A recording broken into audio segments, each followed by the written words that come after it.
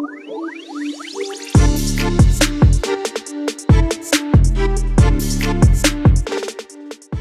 everybody and welcome back to Sweet and Sour Soccer. And guys, we've got a great video to speak about today because we're going to be speaking about Nuno Espirito Santo, because it looks like the departing Steve Cooper from Nottingham Forest is going to be replaced by Nuno. So guys, in today's video, I'm going to be reacting to that news. Being a Wolves fan, I wanted to speak to obviously some Forest fans, let you guys know what you could be expecting with Nuno. I'm going to go through the highs, the lows that we saw, and obviously apply that to you guys. What are you going to see, both from what he can do to the general football club and also what he can do in terms of the actual football itself? What will you expect to see on the pitch? And obviously, how can he change around your fortune? Because obviously, after let's be honest, a pretty decent start to the season, and also Steve Cooper keeping you guys up in the Premier League after a 23-year-long wait, you can't. Let's just be honest, the last few games, especially over this period, losing period, haven't been great, and it has led to his unfortunate departure. So firstly, what's Steve Cooper going to leave behind, and what will Nuno be able to fill in that regard? Well, firstly, he's going to leave behind a massive bond to the fans. As I mentioned, it took you guys 23 years to get back into the Premier League. And because of that, you're going to feel a massive special bond. I think if you go back in recent history for Wolves, and for me, my lifetime, if there was ever a manager that I really bonded to, it was Nuno Espirito Santo. I mean, what did he do for us? Well, similarly, he got us promoted to the Premier League. He also managed to get us into Europe after 50 years.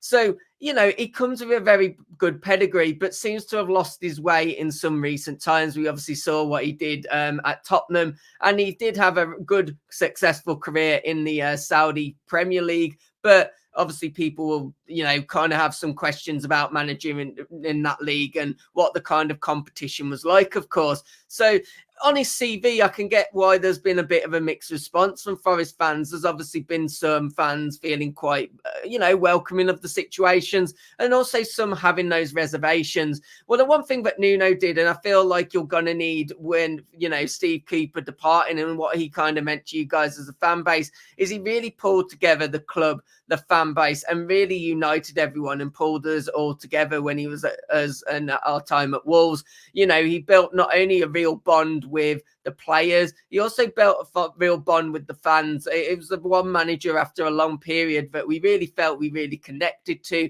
And, you know, it felt mutual as well. It felt like there was a mutual love, a mutual respect. And also, you know, just kind of, it just felt like everything was going right for us. And I think if he can bring that same amount of love to you guys and that kind of same warm welcoming that you can give managers and the support, then it could be a real good match made in heaven. But of course, it's not just about what he can do off the pitch. We've got to look what he can do on the pitch as well.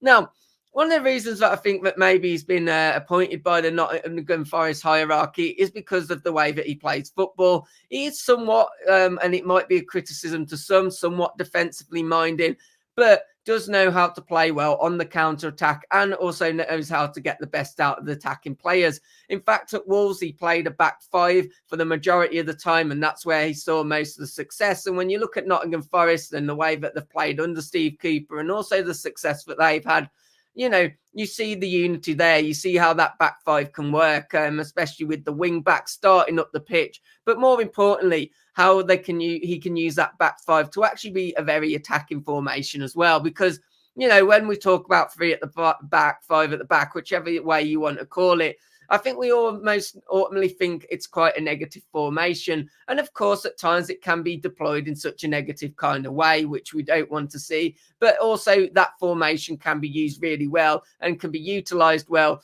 and can ultimately become a very attacking type of formation. And I think that's what he'll do. I think he'll use those wing backs, but also very, you know, kind of utilize those kind of exciting flair players that Nottingham Forest has.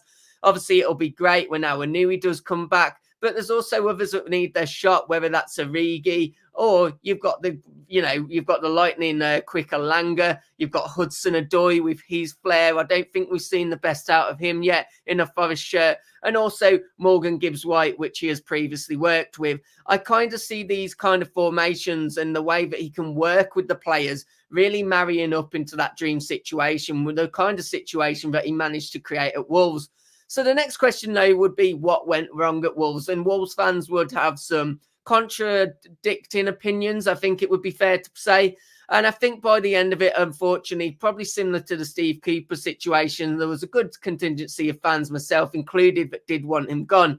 But when you look back on that time, it was during the COVID period, and there was also the big loss of Raul Jimenez at the time. You guys might remember he picked up that horrible head injury, and we ended up with a very depleted squad, and that's when things did come quite stale. We weren't really playing the best way that we were, but there's always that question of what if? What happened if COVID didn't happen? What happens if Raul didn't get injured? I feel Nuno might have actually gone on to do very well for us and could even still be the Wolves manager to this day.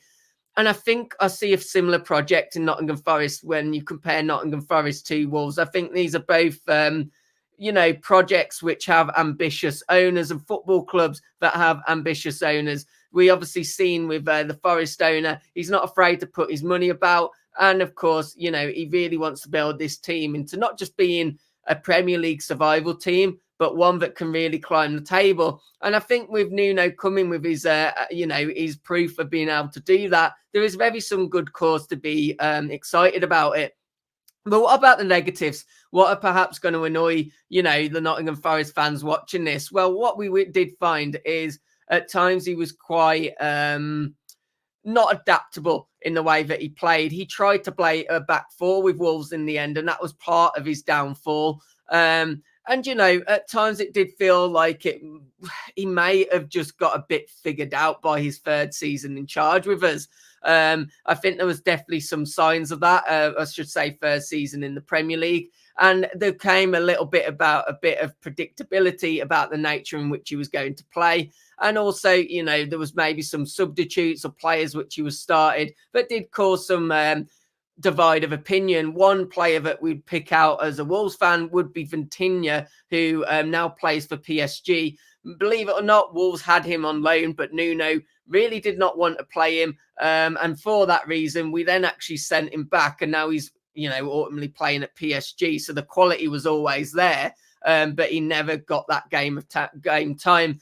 But, things do go stale. You look at Steve Cooper, obviously things in modern day football, it's not long that you're sitting there with a manager for 5 or 6 years, because eventually they run out of ideas or they go on a bit of downwell form. And ultimately these days, you can't continue to keep a manager for too long, especially in this competitive Premier League. So guys, in conclusion, I think if I was a Forest fan, I'd be happy. I really would. He's obviously previously worked with Willy Boly and Morgan Gibbs-White as well. Unfortunately, him and Morgan Gibbs-White did have a little bit of a falling out, actually. So it'll be interesting to see if when he comes in, will it be let's be bygones, put things behind us and trying to get the best out of him?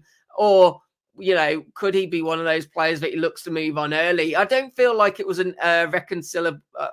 difference that couldn't be reconciled, though. So it would be very surprised if he didn't just put that behind them and those two got to work together again. But, I think there's a lot to be excited about. I really do. And I think some Wolves fans ultimately thought that one day he could return back to Wolves. Of course, that doesn't look to be the case, because he is going to be, or may have even been appointed at this stage, the next Nottingham Forest manager. So guys, if you have enjoyed the video, could you do me a massive favour and hit that like button? Please do subscribe to the channel as well.